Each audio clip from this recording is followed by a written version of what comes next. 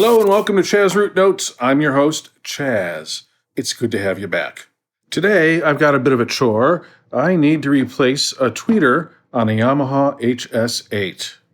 So I know there's been a few different versions of the speaker manufactured over the years. This is the HS8. And there it is, Yamaha model HS8. And this specific unit was manufactured December 2014. So I got about 6 years and 2 months, 3 months out of the tweeter. Not bad, considering it's used every day. So let's pop out the old tweeter, put in the new one, and get the speaker back in production. And if you enjoyed this video, please hit that like button and consider subscribing and sharing with your friends who might also like this content. All right, let's jump in, shall we? Okay, welcome. This week, Cooking with Chaz. We have a wonderful entree for you. A Yamaha HS8 speaker is the first ingredient, and the second ingredient is the replacement tweeter. And I don't know if Julie, who's filming, wants to come in on that to get the part number. So here's what we have. So you can see I have my station laid out, mise en place. I have a moving blanket, a packing blanket. Every recording studio should have like 50 of them. Let's see, I also have a yardstick, or in this case it might be a meter stick. I have a set of metric hex tools. To remove the tweeter, we'll need the 3mm, it's 3 or 4. It's definitely metric, not imperial.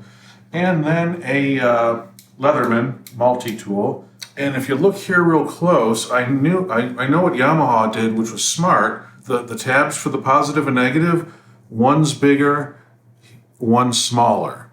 So they only fit in one way with the leads that are coming out from the circuitry. It should be a no-brainer. In the other videos I've seen, they're not soldered. You just pull them out. That's why I have the Leatherman, because it might need a little help to pull out. So it should be pretty straightforward. We are joined with Julie on camera. That's me. And sous chef Uggs, who is about a 14-year-old Blue Point Siamese. Say hello, Uggs. And yes, it's Uggs, U-G-G-S. He's cleaning himself. And Uggs just had a meal. Okay, I confirmed it is a 3mm hex. And as you can see on the front of the HS8, there are 4 hexy-do things. So let's get these out real fast.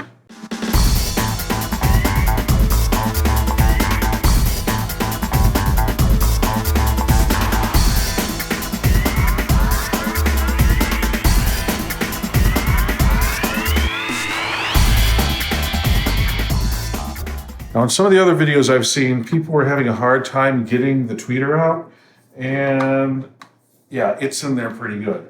So I've seen people take microphone stands and drumsticks and pop in through the bass port and back, because the bass port is lined right up with the tweeter pretty much, and you can take something long and gently pop it out, which is why I have this stick.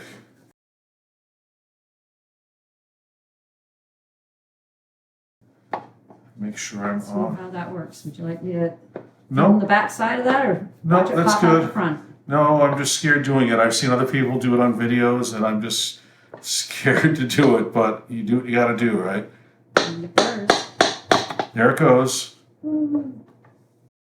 Let's extract that. Okay, if you want to come in, that's fine. I should have pulled my hair out of the way, and I can hear it making a noise. And there it is. So, as you can see, there's a big tab and a small tab, hopefully, right? Yep. Okay, so let's see how hard these are to take out. Big tabs on my right. Yeah. Let's see if it just slides off. Oh, it's out. Mm-hmm. And I'm trying to do this.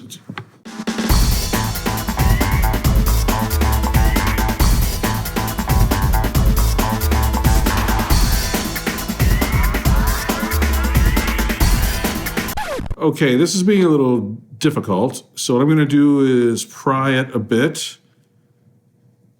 See if it works.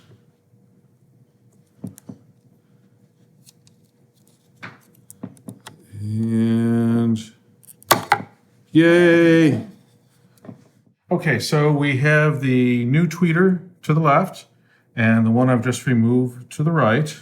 And I'm looking at it and I don't see anything where there's been a short or sparks or anything like that. I think it just, it's 6 years old. I think it just had enough. Okay, so let's set this aside and let's try getting the new one in. Okay, let's get the new tweeter in. So we'll start with the blue, which goes to the small tab. And let's see if I can make that happen. Oh, look at that, it's in. That was easy, and it feels solid. And the large tab. It's the yellow wire. Yep, which is the yellow wire, thank you.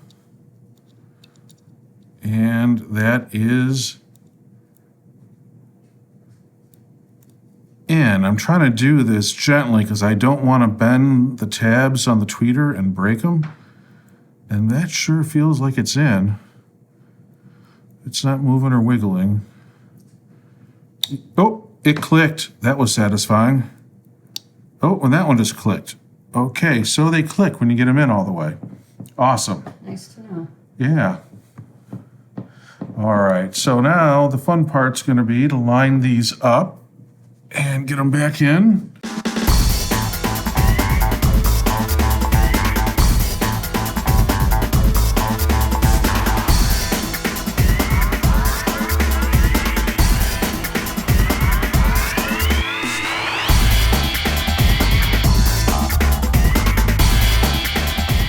All right, this looks good. So next steps, I'm going to put it back up over the Toft console in its spot. And what I will do next is run some test tones through it. So first test tone is going to be just to check its level. I checked the controls in back, make sure they were what they were before we did this. So the volume and the room control and the frequency switches are all in the same spot. But just to be sure, I'll run a test tone through the drummer, put the sound level meter up on both speakers, make sure they're really, really close. And the Drummer MC 3.1 monitor controller unit, it has little trim pots on the bottom of the unit, so you don't have to take it apart, and you can dial in each speaker, and it does 3 sets of stereo speakers and 1 mono speaker, so you can use it either for a sub or like a mono cube if you want to mix that way. So it has trim pots for all those, so you can dial them in and get your system balanced.